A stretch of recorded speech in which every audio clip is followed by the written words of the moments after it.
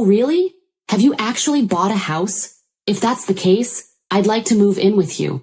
My mother-in-law suddenly suggested in a completely unexpected and unreasonable manner over the phone. She must have caught wind of our recent home purchase from my husband. I could discern my sister-in-law's amused chuckles in the background. Does she believe her laughter can go unnoticed? Honestly, I have no desire to reside with my mother-in-law and the others. I thought my husband shared the same sentiment. However, the fact that they've been informed about our new house, could it be that they're assuming we'll be living together? The idea that my beloved husband might be in cahoots with them fills me with a bit of apprehension. Yet I have no intention of yielding to their wishes. Are they trying to manipulate me? If that's their game, I'll reverse the roles. Reflecting on all my past tribulations, I pledged revenge against them. I am Rachel Baker, 30 years old, working as an ordinary employee at a major financial corporation. I married my husband Matthew 3 years ago, and though we don't have children yet, there's a valid reason for that, a decision we both took seriously. Matthew and I are fully committed to our careers, toiling daily with the aim of advancing. Once our professional lives stabilize, we plan to build our own home and create a stable environment for raising children. We've agreed to revisit the topic of having kids once our careers settle down. This was a decision we made earnestly, sharing our genuine feelings and thoughts. We do aspire to have children eventually, and now, as we prepare for that, I find myself recalling all my past struggles. Then one day, I successfully executed a well-planned project at work, and my promotion was officially confirmed. While my salary was already sufficient, the promotion brought even more comfort to our lives. On the other hand, Matthew, although not promoted, received a substantial salary increase due to his years of service. With both our incomes on the rise, I felt it was time to turn our long-held dream into reality, so I broached the topic with Matthew. Matthew, I want to talk to you, I said. Over the past year, both of us have had stable incomes. I think it might be time to consider getting our own home. What do you think? I inquired. Oh, is it time already? He replied. From his excited voice, I could tell Matthew was thrilled. Actually, I've been thinking about it too. But since I haven't been promoted yet, I felt a bit hesitant to bring it up, he continued. Don't worry about that. It's not like only one of us needs to earn money. I was thinking it might be okay to build our home in my name, I suggested. Really? Well, you do earn more now. If you're okay with it, let's build our home in your name, Matthew agreed with me. All right, let's proceed with that. Let's go see some model houses on our next day off, I continued. Sounds great. Let's go. We shouldn't miss this opportunity, he added. I really feel grateful for choosing Matthew at times like this, as we share the same values. The following week, we made an appointment to view model homes as planned. We looked at various types of houses, expanding our vision for our own home. On weekends, we began creating simple floor plans together, researching online. During a recent visit to a construction company, they suggested that instead of leaving everything to them, it's better if we create our own image for a more satisfying home. So Matthew and I started building that image. However, neither of us has much knowledge of architecture or design. Even with research, it takes time to put it into practice. While taking breaks, we continued working, and then the doorbell rang. I thought it was a delivery, but when I opened the door, my mother-in-law was standing there. Unexpectedly, huh? Mother, what brings you here so suddenly like this? I asked, surprised. My mother-in-law sometimes visits our place without notice. She glared at me and without a word took off her shoes and went into the house on her own. I'm here, Matthew, she called out. Huh, Mom, what's up? Matthew showed a startled reaction. Did you have some business around here? He added. To Matthew's question, his mother looked a bit perplexed. Yes, I told Rachel about it over the phone a little while ago, but it seems you didn't know, she explained. I see. Maybe Rachel forgot to tell me, my husband replied. Seems like it. Rachel, even though she's still young, has a terrible memory, my mother-in-law said wryly. That's not true, Mom. It's not forgetfulness. Rachel is incredibly busy with work, and at the same time she takes care of the household. Her mind is always full of things to do, Matthew said, defended me. You're such a kind boy, Matthew. If your late father were here, he definitely wouldn't have forgiven that, his mother concluded. I really respect Rachel from the bottom of my heart, he answered her and asked, So Mom, why did you come here today? To Matthew's question, his mother smiled contentedly. Then she slowly took out a travel brochure from her bag, spread a page with a post-it note on the table, and showed it. Listen, Matthew, I've always wanted to go to Niagara Falls. Won't you take me, please? Caught off guard by the sudden request, both Matthew and I were left staring at her, mouths agape. My mother-in-law, relentless, kept pressing Matthew, who was clearly flustered. Come on, Matthew, you agree, right? Think of it as a way to show filial piety, my mother-in-law insisted. Wait a minute, Mom. I'm in trouble if you suddenly say you want to go on a trip, Matthew stammered. Though you can come too, she interrupted him. Actually, I was thinking of going with your sister, Sophia, but if you want, I'd be happy to turn the trip into a family one, Matthew's mother added. What are you talking about? Rachel is here, and I can't get time off from work, but it's strange for me to pay for a trip for you and my sister, right? My husband argued. Not strange at all. Spending money for the family is a wonderful thing. Don't you think so, Rachel? She retorted, suddenly turning to me, seeking my agreement. Though shaken, I firmly expressed my opinion. Well, using one's own money for family isn't bad, but I think imposing it on others is different, I uttered. What do you mean by that? Are you saying I'm trying to extort travel expenses from Matthew? My mother-in-law was outraged. I didn't mean to say it in such a harsh way, but listening to you, it sounded like you just wanted us to pay for the trip, I replied. Rachel, that's terrible. I had no such intention, but you're making me out to be the villain in front of Matthew. I'm so shocked. She sounded offended. I didn't mean to call you a villain. I just answered honestly to what was asked, I responded. Okay, no need for excuses, Rachel. Why are you so heartless? You must not like me, do you? She asked. My mother-in-law, visibly upset, glared at me with icy cold eyes. It always turns out like this when she comes over. She always finds some reason to demand money, and then squanders it with Sophia, Matthew's sister. Spending money for the family sounds nice, but what my mother-in-law does is practically extortion. The situation is entirely different when Matthew gives them money out of kindness. No matter that they're family, I never really liked Matthew's brazen mother and sister. According to Matthew, his mother and sister became so selfish after his father passed away. Matthew's father died when he was in high school, and since then, they have lived as a trio. While his strict father was alive, he watched over the finances, but with his departure, there was no one to stop them, and they even freely spent the life insurance money. Also, since Sophia works part-time, not as a full-time employee, her salary is low, and their life is always on the edge.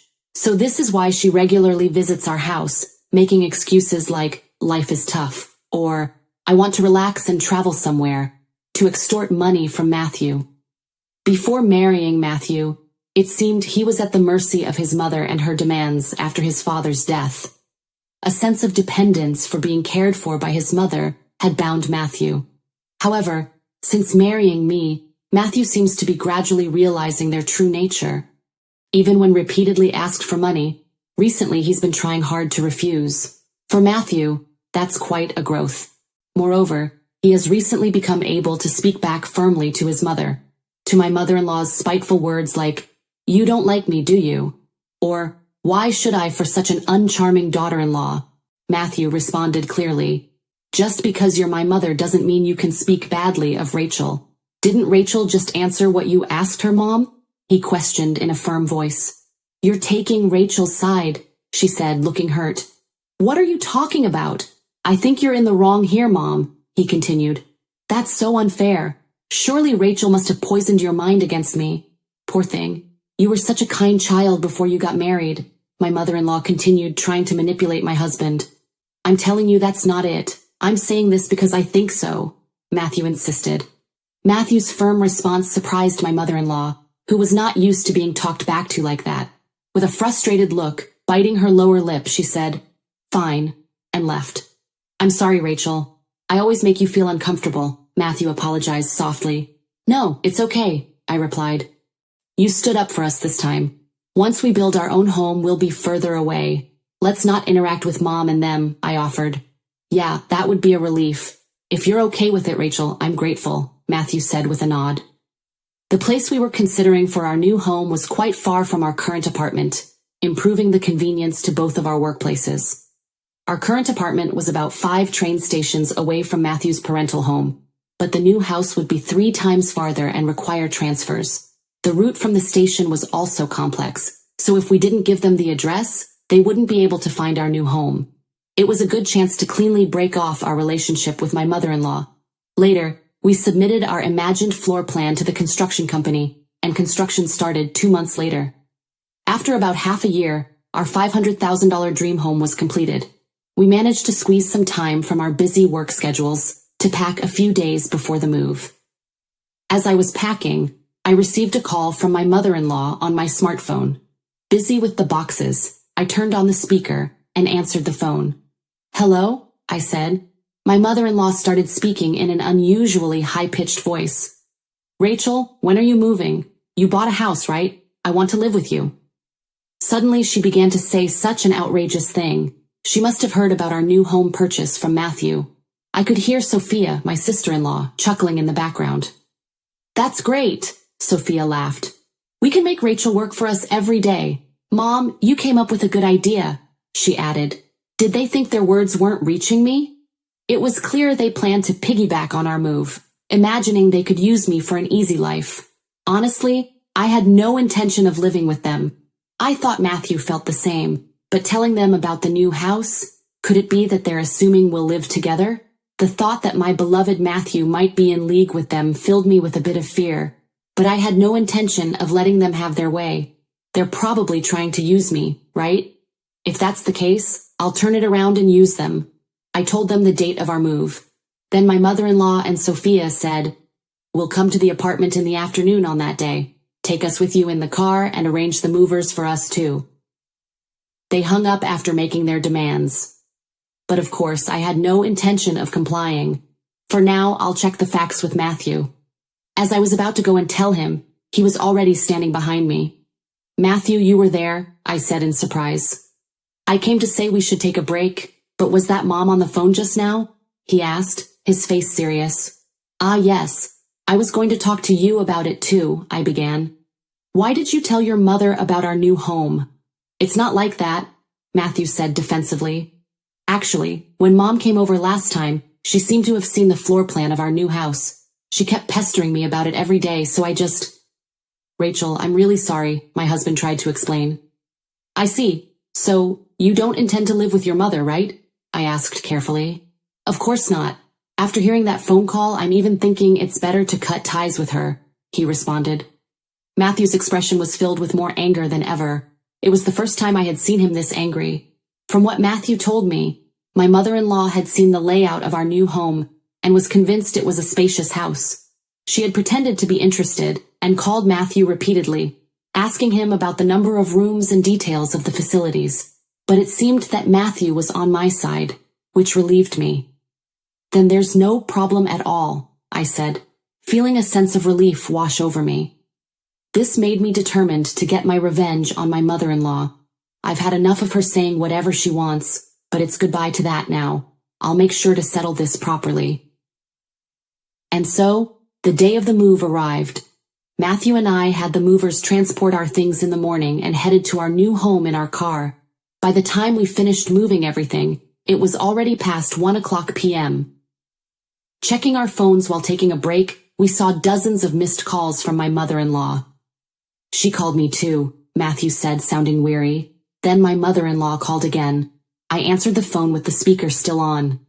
"Hello?" I said. "Hello, Rachel. Where are you?" she demanded. "I told you I'd be at the apartment in the afternoon, didn't I?" Matthew's mother continued. Yes, you did say that," I replied. "So what can I do for you?" I added. "What do you mean? You didn't arrange for the movers?" The mother-in-law was perplexed. "I've been waiting at home and not a single truck has shown up.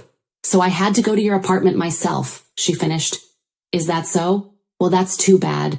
You know I didn't arrange for any movers," I replied. What? That's not the agreement. Where is your new house?"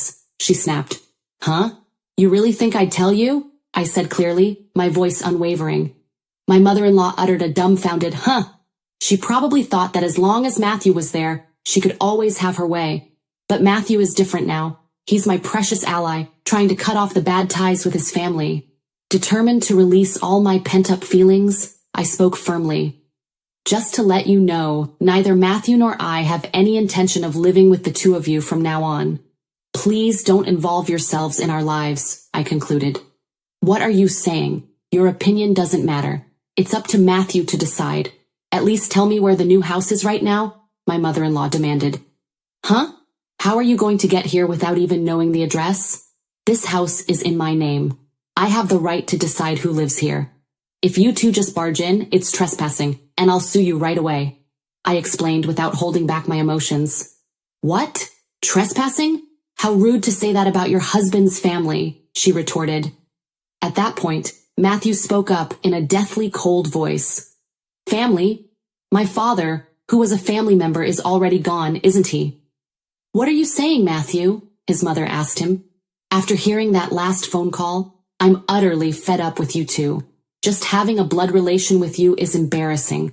From now on, my family is only Dad and Rachel. I no longer consider you two as my family, he replied. Wait, Matthew, don't say such things, my mother-in-law begged him. Don't bother us again, got it? Matthew uttered angrily, and hung up without waiting for her reply. He swiftly set his phone to block her calls. Hey Matthew, are you really okay with this? I asked, concerned. Yeah, I finally realized that Mom was just using me to her advantage. I feel completely relieved now. Matthew looked truly refreshed, sincerely believing what he said. That's how we, as a couple, managed to cut off the bad ties with my mother-in-law and sister-in-law. Afterwards, they had to change their lifestyle drastically, as Matthew stopped supporting them completely. Without any contact with Matthew, they lost their fallback option. Later on, my sister-in-law's part-time income wasn't enough, and my mother-in-law had to start working part-time as well. Being a housewife for so long, she wasn't used to the working environment and was clumsy, often being disliked at her workplace. Meanwhile, we live a peaceful life in our new home, with no sudden visits from my mother-in-law anymore. We are truly stress-free. I'm endlessly grateful to Matthew for believing in me and cutting ties with his toxic blood relatives. We might face various challenges in the future, but even then, I trust Matthew, and we will support each other and walk through life together.